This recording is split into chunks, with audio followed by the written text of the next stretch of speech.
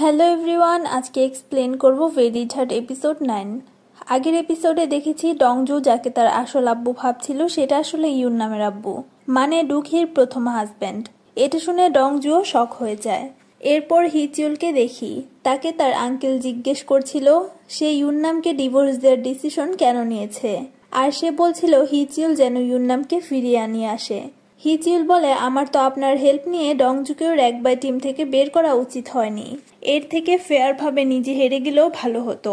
জ্যাংসিয়ন এইসব শুনে রেগে যায় আর হিচিউলকে মারার জন্য স্টিক বের করে। জ্যাংসিয়নের স্ত্রী হিচিউলকে বাঁচাতে তাদের মাঝে চলে আসে, কিন্তু সে তাকে ধাক্কা মেরে ফেলে দেয় আর হিচিউলকেও মারতে লাগে আর বলে সে ডংজুর কাছে হার কেন মেনে নিল।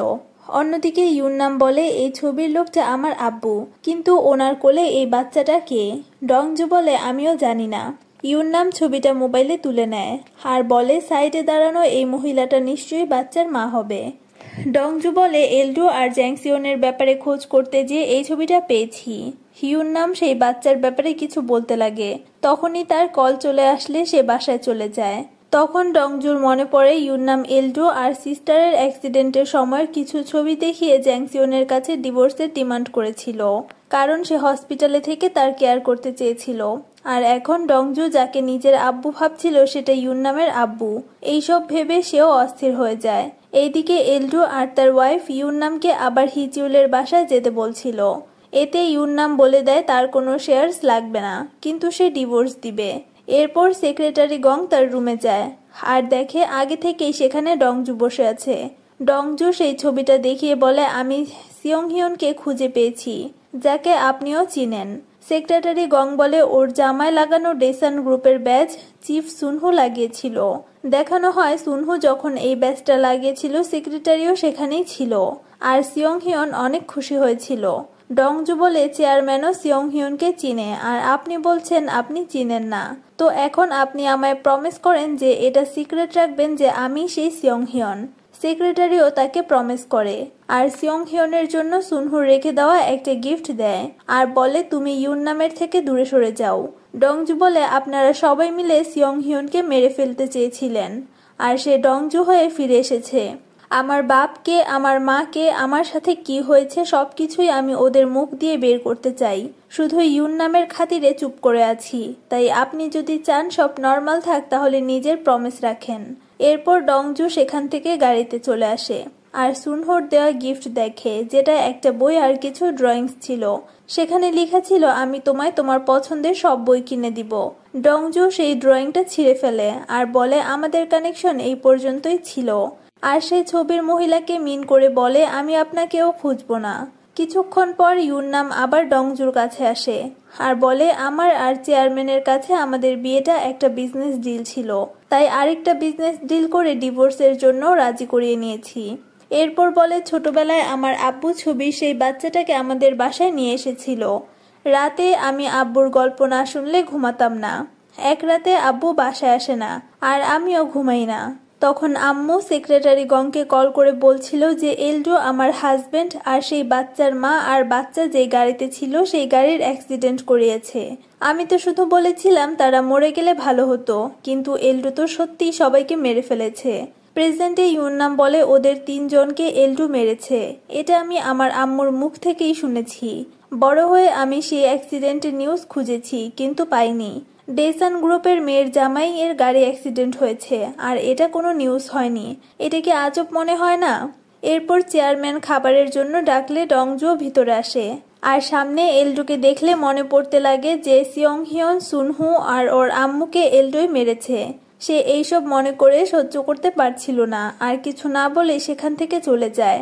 এরপর ম্যাডাম পাইকে নিয়ে সেখানে যায় যেখানে সিস্টার আর তার আম্মুর সাথে সে থাকতো। পাস্টের সিন দেখানো হয়, যখন সিয়ংহিয়ন রেলওয়ে ট্র্যাকস দিয়ে হেঁটে সিস্টার অ্যাগনেসের কাছে এসেছিল আর তার কাছে খাবার চাইছিল, আর সিস্টারের হাত ধরে ঘরের ভিতরে চলে যায়। ম্যাডাম পাই বলে সিস্টারের আম্মু ইউজিন বিষ খেয়ে সুইসাইড করতে চাইছিল আর সিস্টার ভয় ভিতরে যাচ্ছিল না, কিন্তু তুমি ওকে নিয়ে ঘরের ভিতরে যাও আর খিদায় কান্না শুরু করে দাও। এরপর ইউজিন 2 জনকে রেস্টুরেন্টে নিয়ে যেয়ে খাবার খাওয়ায়। তখন সে খাবার খাচ্ছিল, নিজের নাম সিয়ংহিয়ন ছাড়া আর কিছুই মনে ছিল না। সিস্টার তার নাম চেঞ্জ করে ডংজু রেখে দেয়, কারণ তার ইচ্ছে ছিল তার কোনো ভাই হলে সে তার নাম ডংজু রাখবে। ইউজিন সিয়ং হিয়নকে তার আম্মুর ব্যাপারে জিজ্ঞেস করে, তখন সিয়ং হিয়ন ইউজিনকেই তার আম্মু বলে দাবি করে। প্রেজেন্টে ডংজু তার হ্যাকার ফ্রেন্ডের কাছে আসে আর তার আম্মুর অ্যাক্সিডেন্টের সময়ের সব গাড়ি অ্যাক্সিডেন্টের নিউজ খুঁজতে লাগে আর বনবেকে বলে দেয় সে যেন সব নিউজ সেন্টারে যেয়ে খোঁজ করে। রাতের বেলা এলডু জ্যাংসিয়নের বাসায় আসে, কারণ জ্যাংসিয়ন তাকে ডেকেছে। এলডু এসে দেখে সেখানে জি সিয়নের আম্মু ইউজিনও এসে বসে আছে। অন্যদিকে গুখি চেয়ারম্যানের অফিসে আসে আর ডংজু সিক্রেট রুম খুলে গুখির জন্যই ওয়েট করছিল। গুখি এমন নাটক করছিল যেন সে আগে কখনোই এই রুম দেখেনি। ভিতরে এসে ডলার্স আর গোল্ডের বক্স দেখলে এমন ভাব করে যেন সে এগুলো ফার্স্ট টাইম দেখছে। তখন ডংজু ব্লু লাইট অন করলে অনেকগুলো ফিঙ্গারপ্রিন্টস শো হয় আর এগুলো মূলত গুখিরই ছিল। অনেক আগে যখন সে এখান থেকে ডলার চুরি করেছিল তখনের। গুখি এটা বুঝতে পেরে ডংজুর কাছে রিকোয়েস্ট করে যেন সে এই ব্যাপারটা চেয়ারম্যানকে না জানায়। ডংজু তাকে কিছু শর্ত দেয়, এর বদলে সে এই ব্যাপারটা সিক্রেট রাখবে। পরের দিন চেয়ারম্যান ফ্যামিলির সব মেম্বার্সকে জানায় জি সিয়ন তার ছেলে। এতে সবাই শক হয়ে যায়। ডংজু বলে চেয়ারম্যান জি সিয়নের আম্মুকে বিয়ে করতে চায় আর তাকে ফ্যামিলি মেম্বার্স বানাতে চায়। গুখি বলে আমি গুখিকে ছাড়া অন্য কাউকে আপন বানাতে পারবো না। তখন গুখি বলে আমি আব্বুর খুশির জন্য সৎ মা সৎ ভাইকে অ্যাকসেপ্ট করতে রাজি। আর ডংজুকে মারার প্রমাণ যেহেতু আছে তাই এলটিও বাধ্য হয়ে রাজি হয়ে যায়। এটা শুনে গুখি রেগে সেখান থেকে চলে যায় আর ইউননামও শর্ত দেয় যেন তার শেয়ার্স তার কাছেই থাকে আর এর বদলে সেও বিয়েতে রাজি হয়। এইদিকে গুখি বলছিল আমি ওদেরকে কখনোই আমার ফ্যামিলি মেম্বার্স মানতে পারবো না। সে ড্রিঙ্কস করতে লাগলে সেক্রেটারি গং তাকে থামায় আর চুপ থাকতে বলে। পরে ডংজু জ্যাংসিয়নের বাসায় আসে। জ্যাংসিয়ন বিজি থাকায় সে জ্যাংসিয়নের ওয়াইফের সাথে কথা বলতে বসে। সে আফসোস করে কারণ তার বানানো কুকিজ খেয়ে ডংজুর অবস্থা খারাপ হয়ে গিয়েছিল। যেহেতু ডংজু এখন সুস্থ আছে তাই সেও হ্যাপি। তখন ডংজুর মনে পড়ে ছোটবেলায় সে তার আম্মুর সাথে এখানে বসে ছবি তুলেছিল আর তখন সে ওনার কোলে বসেছিল আর তার আম্মু ছবি তুলে দিয়েছিল। সিয়ং হিয়ন কিছুদিন এই বাসায় ছিল। জ্যাংসিয়নের ওয়াইফ তো বলছিল তার এখন সিয়ং হিয়নকে যেতে দিতে ইচ্ছে করছে না। প্রেজেন্টে ডংজু বলে এই জায়গাটা অনেক সুন্দর, মনে হচ্ছে আমি যেন আগেও এখানে এসেছি। সে বলতে লাগে তোমার কি মনে নেই তুমি ছোটবেলায় এখানে এসেছো? কিন্তু জ্যাংসিয়ন সেখানে চলে আসলে সে চুপ হয়ে যায়। জ্যাংসিয়ন ডংজুকে এখানে আসার কারণ জিজ্ঞেস করে। ডংজু জানায় কিছু পেপারসে সাইন করানোর জন্য এসেছে।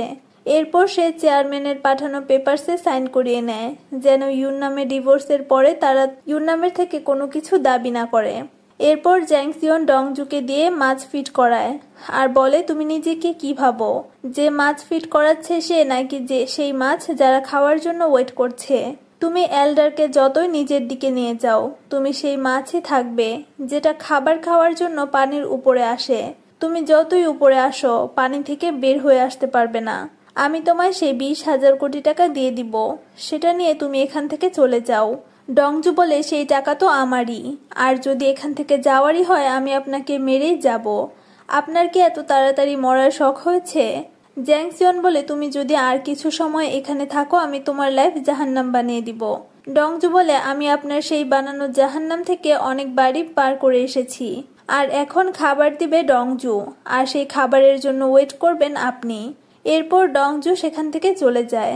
জ্যাংসিয়ন বলে ও তো ওর বাপের থেকেও বেশি চালাক, ওকে মারাটা কষ্টের ব্যাপারই হবে। অন্যদিকে জি সিয়ন আর তার আম্মু চেয়ারম্যানের অফিসে আসে। চেয়ারম্যান জি সিয়নকে বলে কোম্পানির সব কাজ ডংজু তোমায় বুঝিয়ে দিবে। এরপর তারা কথা বলে সেখান থেকে চলে যায়। এরপর ডংজু সেই পেপারস দেখায় যেটা সে জ্যাংসিয়নের থেকে সাইন করিয়ে এনেছে। চেয়ারম্যান বলে আমার বিয়ের পর তুমিও ইউননামকে বিয়ে করে নিও, যতদিন না পর্যন্ত জি সিয়ন চেয়ারম্যান হওয়ার যোগ্য হচ্ছে তুমি ওদের খেয়াল রাখবে। এদিকে জি সিয়নের আম্মু জি সিয়নকে বলে এখন থেকে ডেসান তোমার। এতে জি সিয়নও স্মাইল করে। রাতের বেলা বনবে ডংজুকে একটা পুরানো নিউজ পেপার দেখায় যেটায় তার আম্মুর গাড়ি অ্যাক্সিডেন্টের কথা বলা হয়েছে। সেখানে উল্লেখ করা হয়েছে একটা ট্রাক 2টা গাড়ির অ্যাক্সিডেন্ট করে গায়েব হয়ে গিয়েছে, 3 জন মারা গিয়েছে আর 1 জন আহত অবস্থায় বেঁচে গিয়েছে। ডংজু বলে অ্যাক্সিডেন্টে বেঁচে যাওয়া সেই লোক নিশ্চয়ই এলডু ছিল। এইদিকে ডুখি এলডোর সাথে রেগেছিল। সে বলে, আমি জানি তুমি আব্বুর বিয়ে না মানলেও কিছুই যায় আসতো না, শুধু এখন তাইয়ুনকে খারাপ লাগতে দিও না।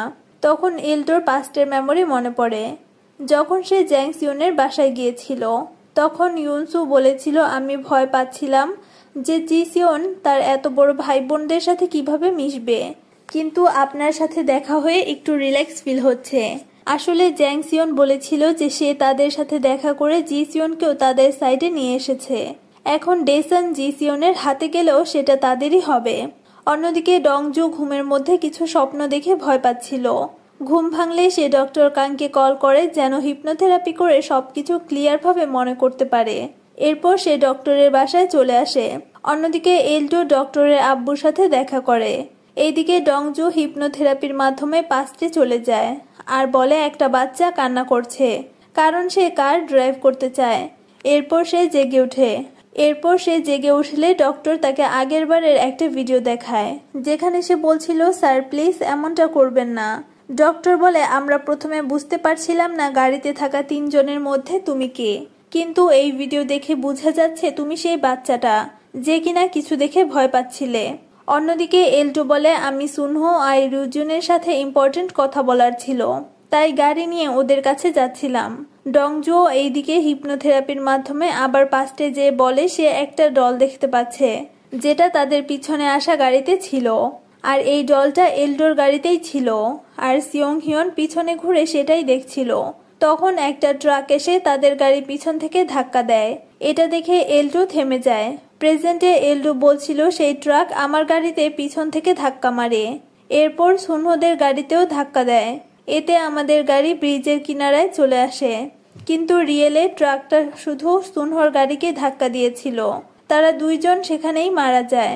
সিয়ং হিয়ন তাদের 2 জনকে ডাকছিল কারণ গাড়ি ব্রিজের একদম কিনারায় চলে এসেছে। এর মাঝে এলডো গাড়ি থেকে বের হয়ে আসে। ট্রাক ড্রাইভার এলডোকে একটা ডিএনএ রিপোর্ট দেয়। রিপোর্টের মতে সিয়ং হিয়ন আর সুনহো ব্লাড রিলেটেড ছিল। এরপর এলডো গাড়ির সামনে এসে ভিতরে চেক করে। ভিতরে সিয়ং হিয়ন সাহায্যের জন্য চিৎকার করছিল। এলডো সিয়ং হিয়নকে দেখে আবার নিজের গাড়িতে যেয়ে বসে। ডংজু হিপনোথেরাপির মাধ্যমে এইসব দেখছিল। এরপর এলডো মুখে একটা কাপড় দিয়ে সুনহোদের গাড়িতে ধাক্কা দেওয়ার জন্যই আসছিল। সিয়ং হিয়ন তাকে বলছিল, স্যার প্লিজ এমনটা করবেন না, কিন্তু এলডো তাদের গাড়ি ধাক্কা মেরে ফেলে দেয়, আর সিয়ং হিয়ন এইসব নিজের চোখেই দেখছিল। প্রেজেন্টেও ডংজু কান্না করে বলতে লাগে, সেই লোক আমাদের সবাইকে মেরে ফেলেছে, আর ডংজুর সবকিছু মনে পড়ে যায়। আর এর সাথে এই এপিসোডটা এখানেই শেষ হয়। এক্সপ্লেনেশন ভালো লাগলে অবশ্যই ভিডিওতে একটা লাইক করে দিও। চ্যানেলে নতুন হলে সাবস্ক্রাইব করে পাশে থাকার অনুরোধ রইল। দেখা হচ্ছে পরবর্তীতে, ততক্ষণ ভালো থাকো। আল্লাহ হাফিজ।